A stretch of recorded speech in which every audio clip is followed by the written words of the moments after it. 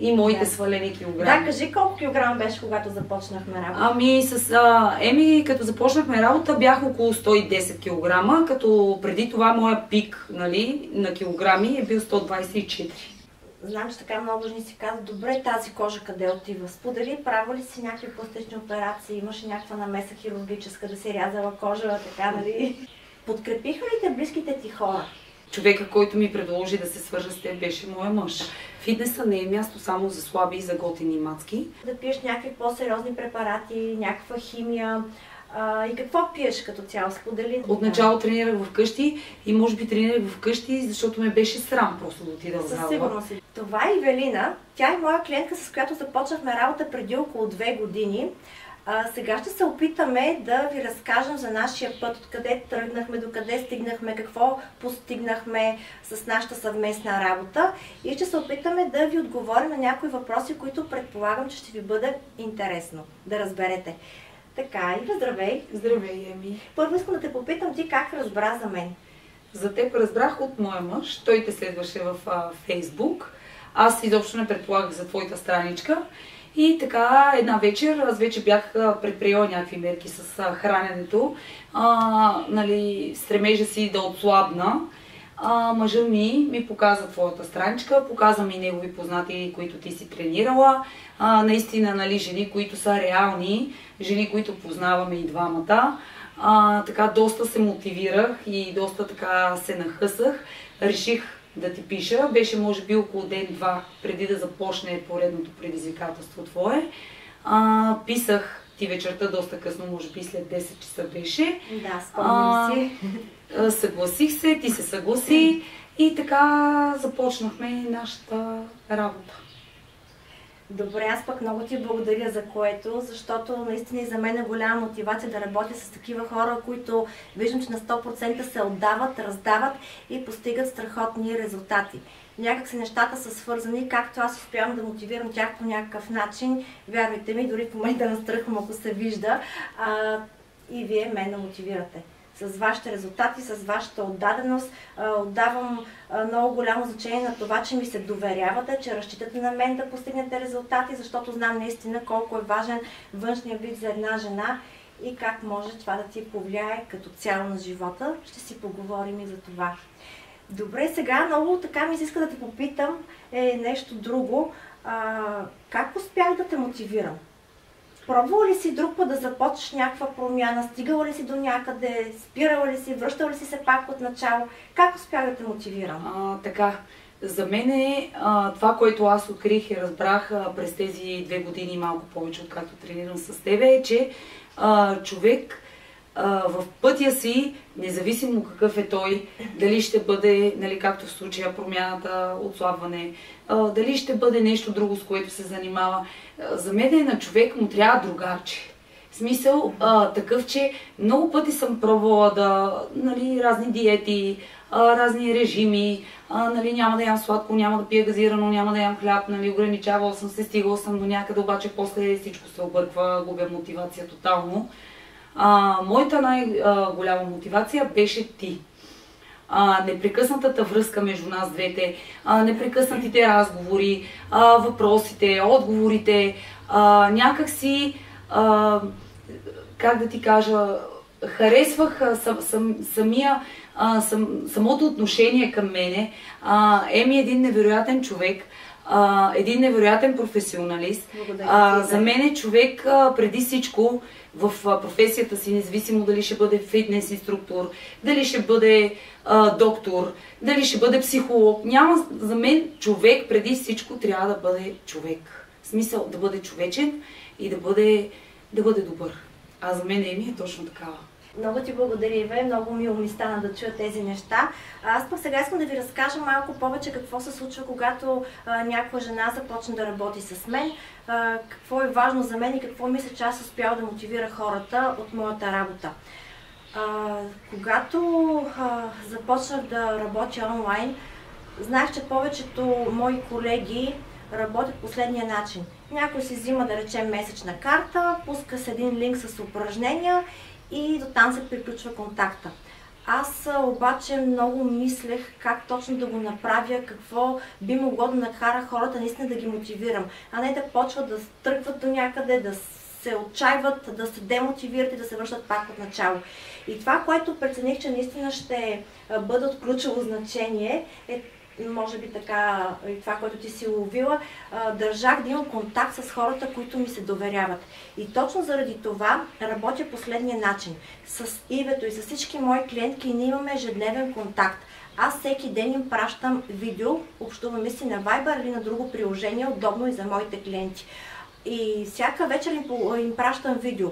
Междувременно те по време на деня или пък вечерта, когато каквито и въпроси да имат, могат да ми пишат. Аз дори да не мога да реагирам веднага, при първа възможност откликвам, давам отговор и така. За мен беше много важно не просто да пусна един линк, взимам парите, пускам линка с клипчета вътре и аз изчезвам от мен и Вестник Кос.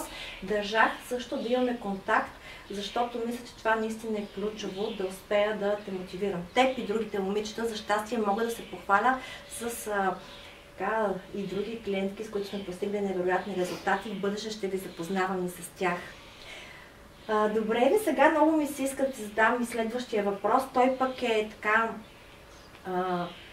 може би малко не знам, и по-личен, но ще има и такива въпроси. Подкрепиха ли те близките ти хора? Абсолютно да, на 100%. Даже аз съм техният мотиватор също. Човека, който ми предложи да се свържа с теб, беше моя мъж. Покрай цялата тая, нали, еуфория, покрай моите резултати, нали, моя син, големия, той започна да ходи в зала. Беше преди 2 години, сега на 16, значи е бил на 14. Отначало така по пътеката напред-назад и сега в момента си се състезава в силов трибой. Моя мъж отскоро и той идва с мен в зала. Майка ми, тя си спазва някакви хранителни режимчета. Да, на 100% всички. Да. Това ти си ми го казва още преди да се запознаем. Между другото, ние с Ивето се запознахме, може би преди няколко дни. Да. Общували сме само онлайн, не сме се познавали.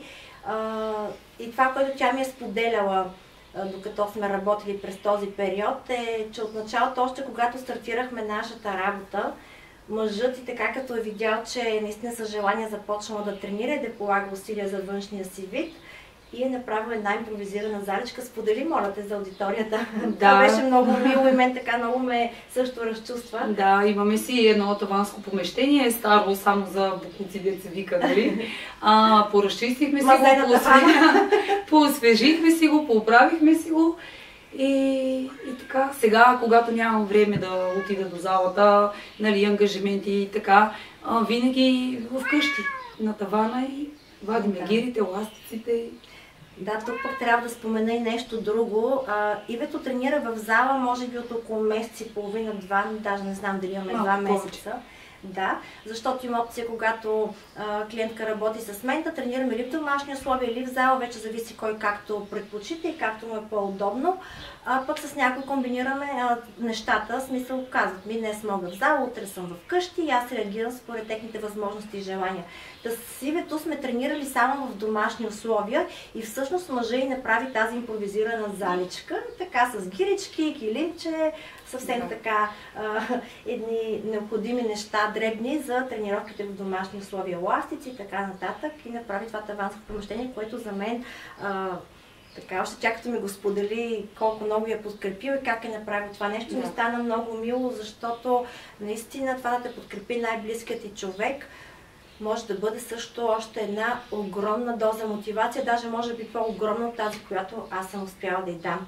Защото, вярвайте ми, в практиката, за съжаление, съм имала и много клиентки, при които се получава обратния ефект, да речеме близки, роднини, дори мъже и започват да ги демотивират с разни реплики. Това сега за какво ти е, защо го правиш, ти не си добре и така нататък, което за мен е доста така глупаво наистина и може да подейства много демотивиращо, отчаиващо и човек наистина накрая решава просто да остави. Моя мъж е най-големият ми. В смисъл, той така доста ме подкрепя, доста ми помага.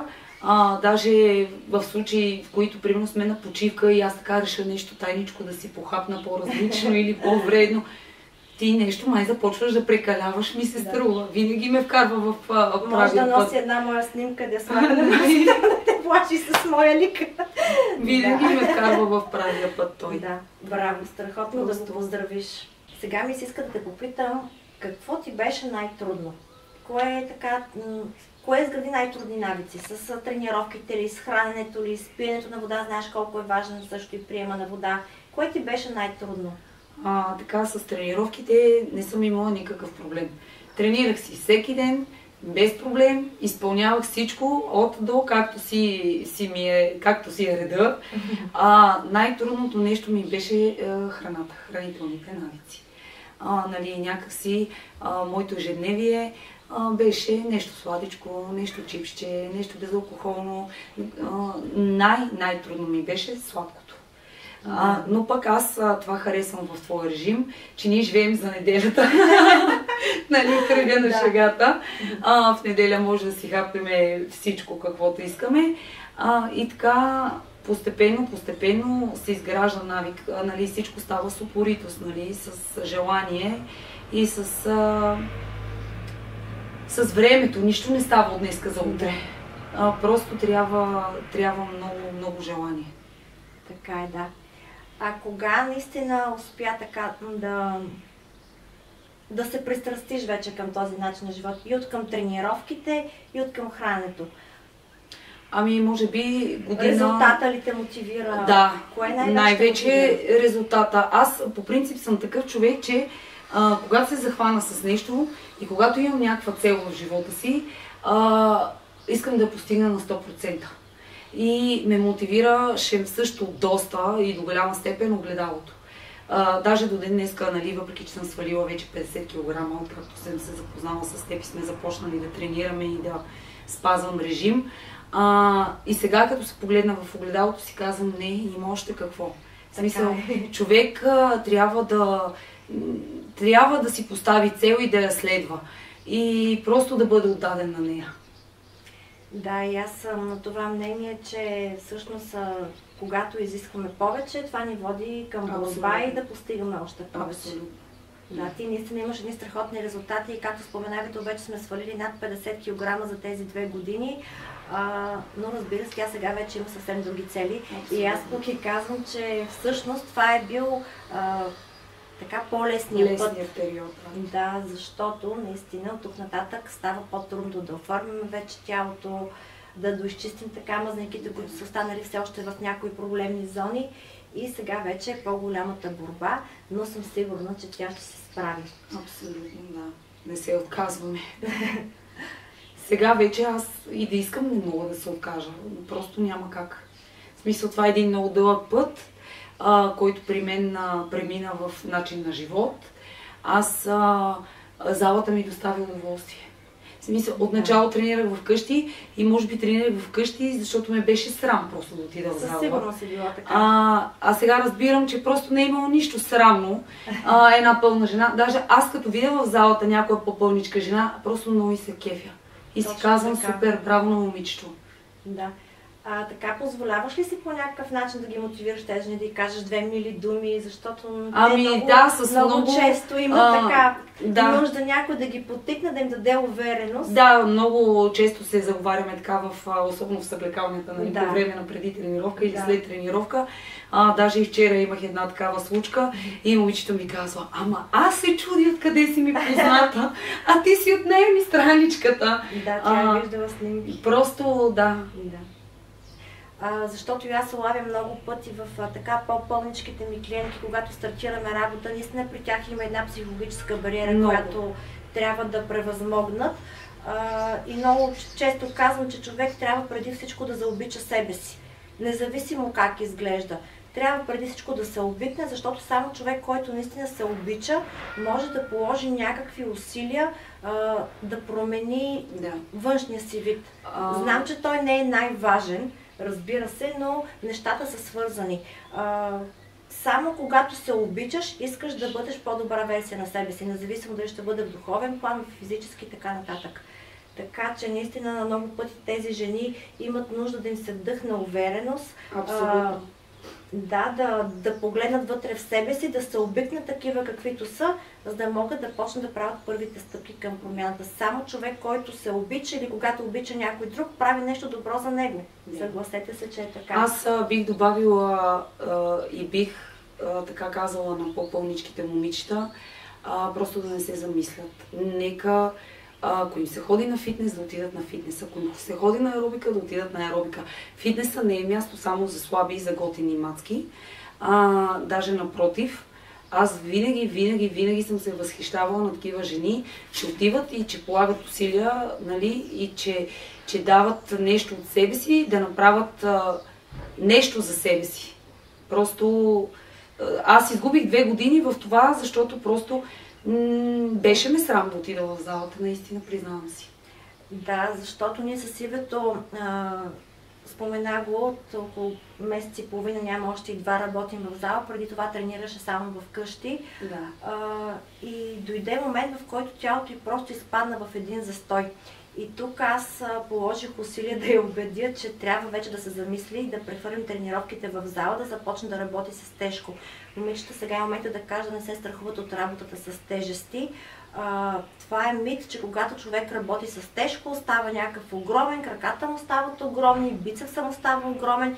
Няма такова нещо. Да, това може да се случи, но по специална техника, с специален режим на хранене, с пиене на много препарати, които не препоръчвам да се използват от дамите.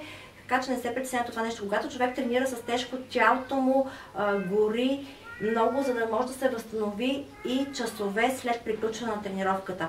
Докато когато тренираме вкъщи с упражнение със собствено тегло, нещата приключват до момента на самата тренировка. До тогава се гори. След вече работа с тежести, тялото цял ден продължава да гори мъзни, за да може да се възстанови. Така че наистина не се страхувайте от работата с тежести. Иве, ние бяхме свалили колко килограма преди да влезеш в залата? Ами около 30 и няколко килограма. Да, 30 и няколко килограма. Почти 40, обаче аз после така си върнах някои 5-6 килограма. Да, малко беше кръшнала с режима. Да, бяхме върнали някой друго килце. Но тук иска да кажа, че когато Ивето стъпи в зала, от тогава нещата стартираха наново и имаме дни плюс 15 килограма свалени още, 16, откакто влезе в залата. Говорим за този месец и половина-2. Благодарение на работата с тежести. Но пък аз разбирам момичетата, които не се чувстват готови да влезнат в зала, Ивето също ги разбира, минала е от тук. Важно е да почнете от някъде, независимо дали ще бъде домашни условия, дали ще бъде в зала, просто започнете да правите нещо за себе си. Дори да не може да тренирате, поне правете разходки, станете 1 час по-рано, ако ежедневието е много заето, но наистина е изключително важно да имате движение, бъдете активни. Дори да сте много заети, да почвате от рано работа, винаги може да отделите 30-40 минути в деня, в което направите нещо за себе си. Добре, да оставим така чисто, нали, как постигаш повече резултати, дали вкъщи или с тренировките в зала с тежести. Кажи ми, кое ти харесва повече? Залата определено. Залата. Аз там не мисля за нищо. Да. В смисъл, това е моя релакс. Нали, човек, когато има някакво хоби, обикновено хобито го разтоварва. Дали ще отиде на риба, дали ще отиде на лов, дали ще отиде на разходка, дали ще отиде на маникюр, на прическа. Нали, всеки човек има различно хоби. За мен залата е моето хоби. Вече ново хоби, бих казала, защото просто не мислиш за абсолютно нищо. Мислиш, концентриран си в тренировката, в това, което правиш и просто при мен доставя страшно голямо удоволствие. Аз мога да остана там и 3 часа, и 4 часа. Да. Ако отида сама, понеже хода с моя мъж, той приключва, нали? Той тренира си, приключва и просто има повечето дни, в които ходим заедно, винаги той ме чака. По половин час отвънка човека винаги стои и ме чака. Да. Добре, сега ми е хрумва да те попитам и нещо друго, пак е по-личен въпрос. Ти забеляза ли дали се промени отношението на хората към теб? Както успя да подобриш външния си вид? Да. Да, бих казала. Първо да те питам отношението на близките ти към теб. Към по-добро ли се промени? Ами, близките ми, не. Бих казала, че когато един човек ти е достатъчно близък, той ще те обича такъв какъвто си. Така, дали ще си по-пълен, дали ще си по-слаб. За тях не мисля, че има някакво значение. Но за околните, за приятели, познати, определено да. Прави ми впечатление, че някакси се обръща повече внимание, нали, на самия човек, в случая аз. Някой към по-добро, някои по-така, нали, злонамерени коментари съм чувала. Всички сме чували за женската злоба. Да. Сме изпитали на гърба си. Да, но определено да, внимание със сигурност повече и така, в смисъл. Да, си задавам този въпрос не случайно, защото много вярвам, че отношението, което ние имаме към себе си, показва на другите как и те сами трябва да се отнасят към нас. Да. Аз много вярвам в това нещо и съм се уверила, че наистина е така. Това е една заявка. Аз съм това, внимавай как се държиш с мен. Отсрещния трябва да знае. Да. Сега тук искам и друго да те попитам. Имаше ли хора, които се опитваха пък да саботират прогреса ти? Така, в смисъл, когато виждат, че ти търпиш някакъв напредък, улавил ли си в хората това, което споменах и от тебе? Но сега за какво го правиш?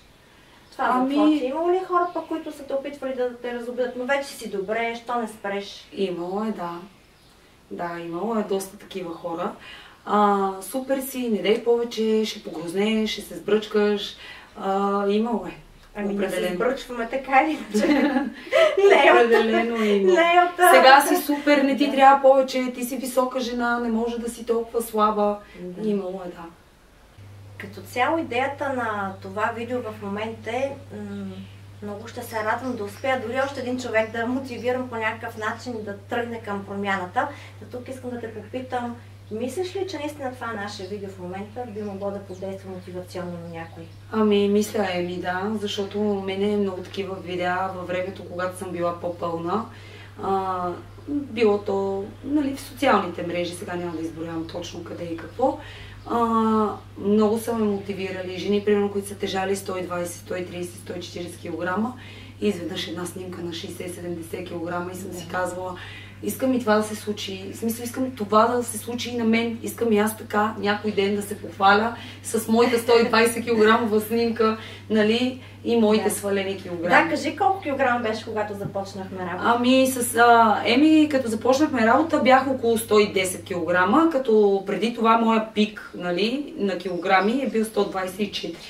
Да, сега колко си? Сега в момента съм 70 кг. И аз искам друго да те попитам. Знам, че така много жени си казват, добре, тази кожа къде отива? Сподели, правила ли си някакви пластични операции? Имаш някаква намеса хирургическа, да си рязала кожа, така, нали? Тези хрилца, останала ли кожата, която си рязала, на корем останали ти кожа, която да си рязала? Така, кожа определено нямам. В смисъл, на фона на моите 50 свалени килограма, ако не бях тренирала, най-вероятно ще е с извинение, нали, с флачище, положението ще е трагично.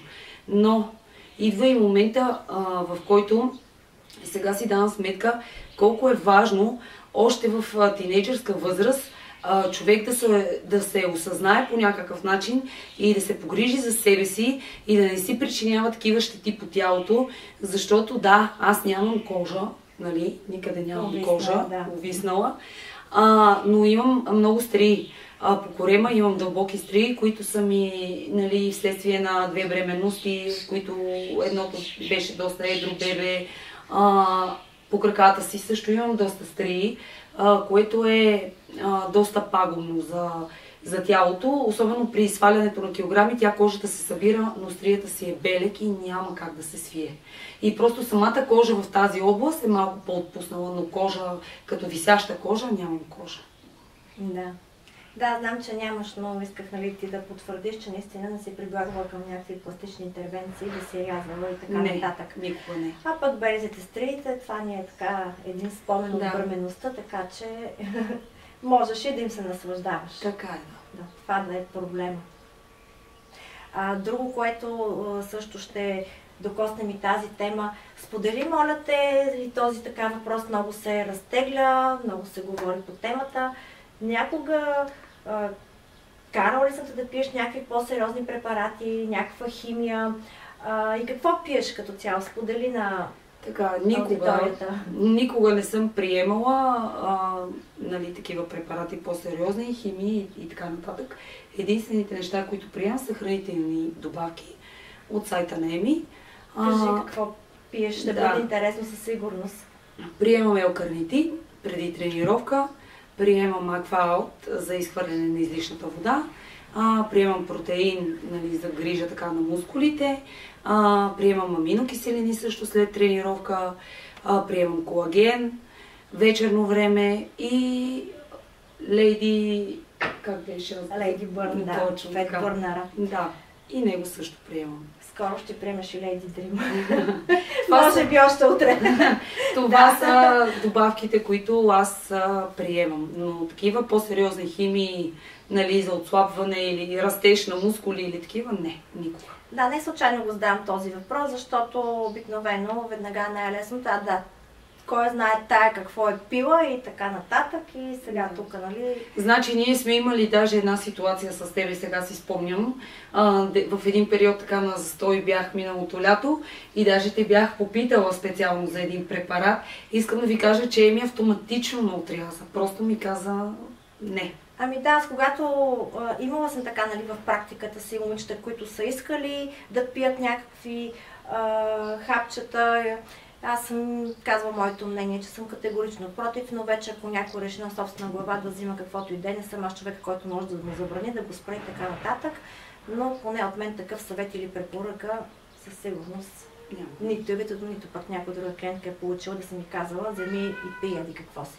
Всичко, което постигаме, наистина е благодарение първо на спазването на хранителния режим, второ на ежедневните тренировки, почти ежедневните, и трето, разбира се, помагаме с хранителните добавки. Като тези хранителни добавки държа да подчертая, че съвсем не са задължителни, но вярвайте ми, те са силно препоръчителни.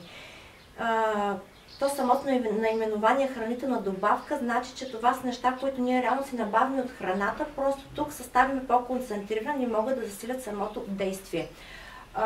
Няма как да се предлага хранителна добавка, която да има нещо вредно, забранено и така нататък, свободно на пазара. Самия факт, че добавката се предлага, това значи, че тя е редовно сертифицирана и така нататък. Така че бъдете спокойни да си вземете нещата, които Ивето избори, ако прецените, че имате нужда от тях и не сте предубедени, разбира се, поради някакви ваши си там скруполи.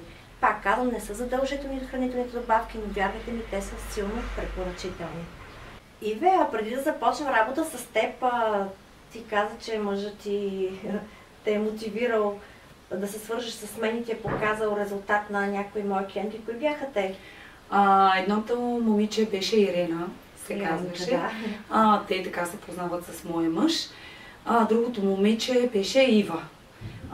И двете са от населеното място, където съм и аз, само че сме на малко по-така, те са около 5 км от нас. Да. Познават се с мъжа ми, той ми показа техните резултати и така доста ме мотивираха и то, защото нали, виждаш реални лица, които ти ги познаваш наистина, нали, знаеш, че този човек съществува наистина. Да.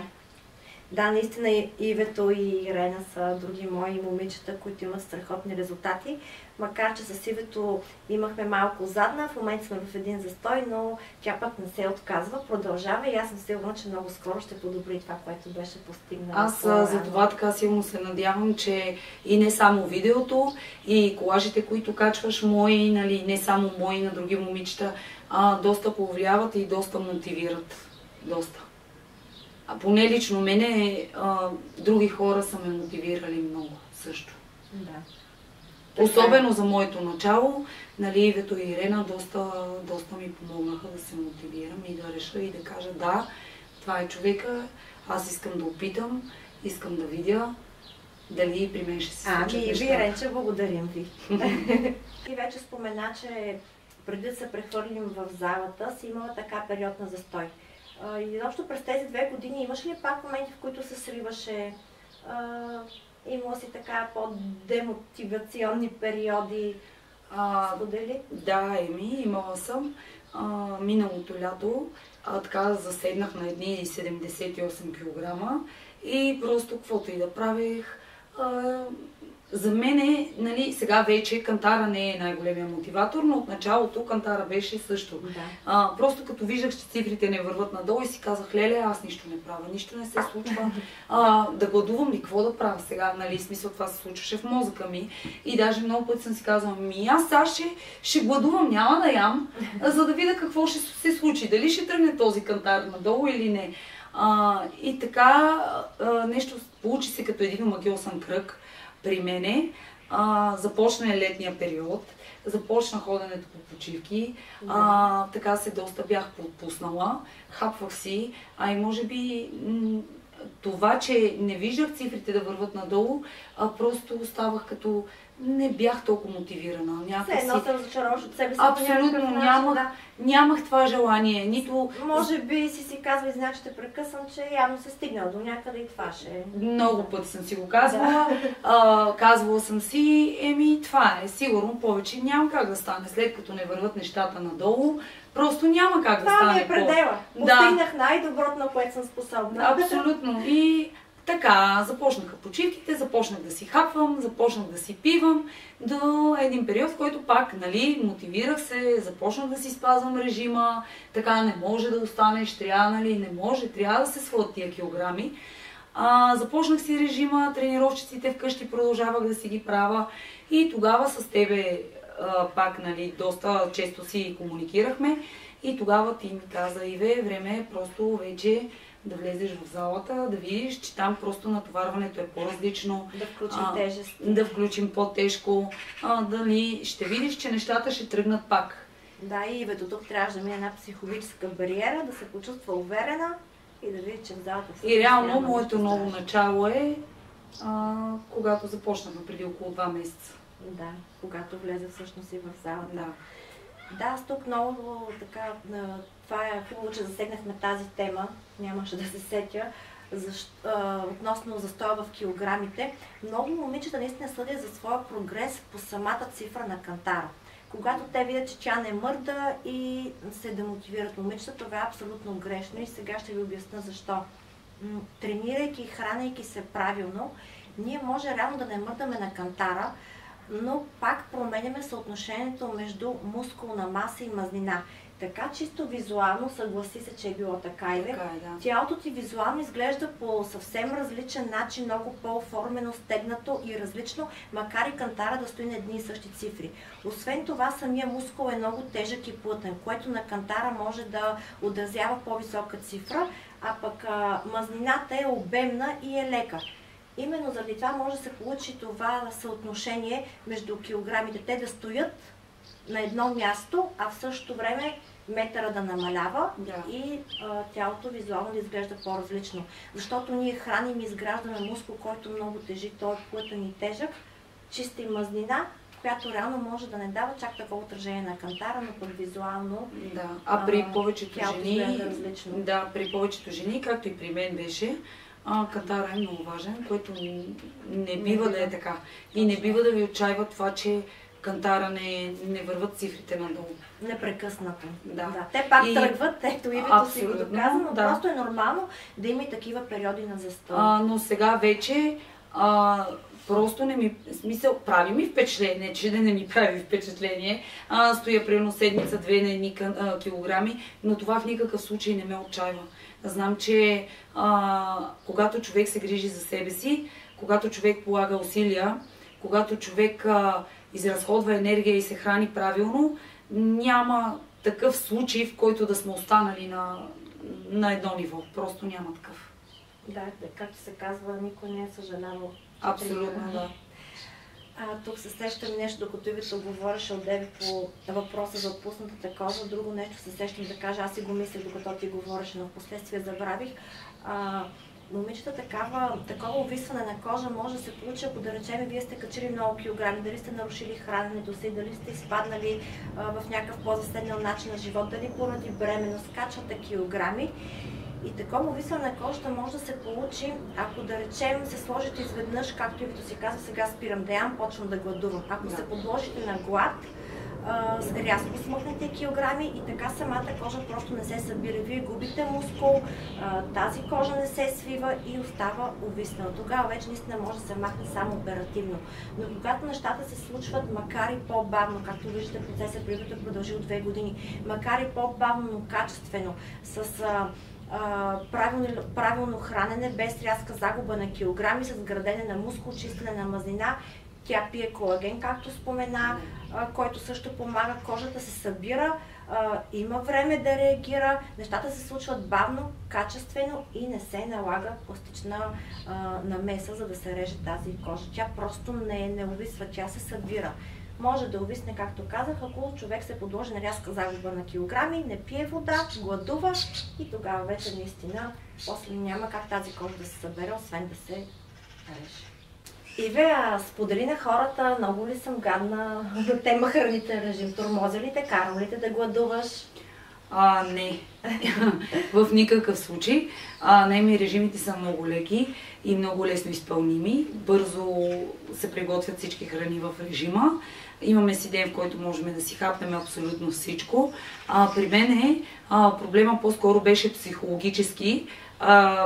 Примерно, извън този ден, в който можем да си хапнем нещо, ако си позволя да си изям едно рече шоколад и си казваме край, деня ми отиде, дай сега ще си се наям, няма днеска край, приключи вече тая, докато сега аз нямам нужда дори от този ден, неделята. Има дни, в които ми се яде сладко, решавам, че ще си очупа 2 парченца шоколад, изяждам ги, и деня ми продължава по същия начин, продължавам си с режима, продължавам си с храненето, продължавам си с целите и с нещата, които си спазвам и нямам никакъв проблем. Просто човек не трябва да приема режима като някаква задача, за да може да изгради някакви хранителни навици. Човек трябва да... Не трябва да... Аз сега имам този режим, ще го спазвам 2 месеца, 3 месеца, станала съм примерно 60 кг, всичко е наред, мога да си ям. Просто човек трябва да изгради хранителните си навици така, че да може да ги спазва цял живот. Не само за месец, за 2, за 3 или за година или за 2. Просто трябва да се научи на това, че режима не е един период от живота им, режима си е за цял живот. Трябва да имаме хранителни навици и трябва да преодолем тази психологическа бариера, че ние сега, като сме си хапнали нещо не толкова здравословно, вече деня ни е отишъл на кино и можем да си се наядеме и просто ми край. Аз мога да си хапна и всичко приключва. Не. В момента, поне това, което аз съм разбрала за себе си е, че дори да си наруша режима по някакъв начин, всичко продължава, не прекалявам, но и не се и ограничавам толкова много.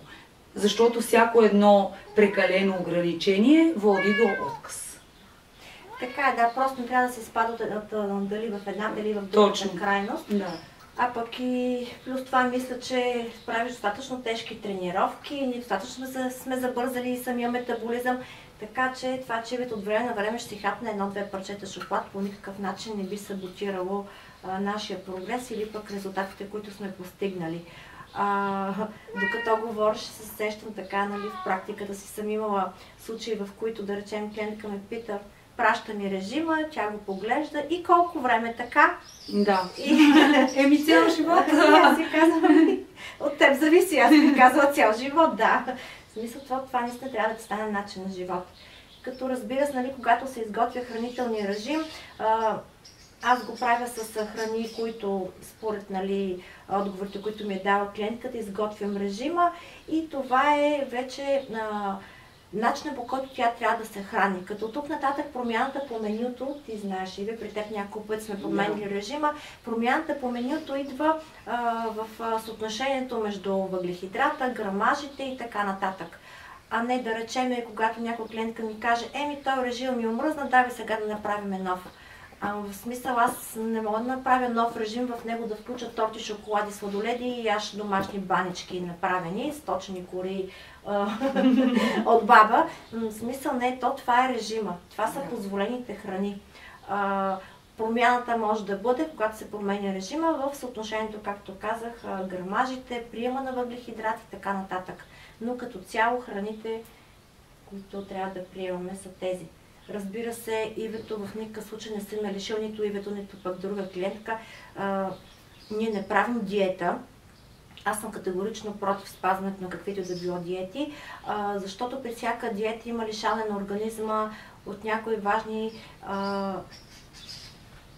храни за тялото. Дали ще бъдат въглехидрати, мазнини, белтъчини, няма значение. В хранителния режим не е така. Когато човек спазва хранителен режим, т.е. набавя и въглехидрати, и мазнини, и белтъчини, разбира се, от правилните храни, правилните количества според неговите мерки, в правилното време на деня и така, според физическото натоварване, това вече нали, се реагира във времето, когато продължаваме да тренираме, следят се резултати, правят се каквито трябва промени, така че непрекъснато да продължим към прогрес. И разбира се, спрямо натоварването. Ивето, знаете, сега, когато започне да тренира с тежести, аз промених някои неща в храненето и за да може да има енергия, да може да се възстановява както трябва. И аз много ти благодаря, беше ми изключително приятно, виждам те за втори път, надявам се, че няма да бъде и за последен. Ще идваш да се тренираш при мен, когато можеш в залата, пък и защо не и така чисто приятелски да си се виждаме, когато имаш възможност. Много се надявам да сме ви били полезни, интересни, да ви е подейства мотивационно това наше кратко видео. Сега ще ви кажем чао и ще ходим да хапнем не банички, а по една пържолка. Благодаря ти, Иве. И аз благодаря, Еми. За мен беше чест и удоволствие. Благодаря ти и аз.